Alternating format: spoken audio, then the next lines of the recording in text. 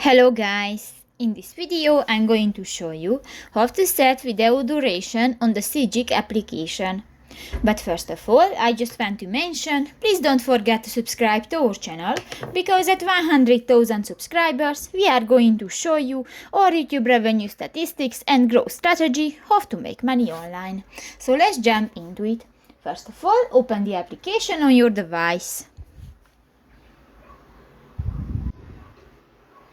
New, click to the three lines at the upper right corner of the screen, and here go to the second button, the settings, and go to the features section and click to the smart cam button, and in the dashcam section you can find the second option, the video duration, and you can select different options about minutes and just select one, for example 2 minutes, and just click that.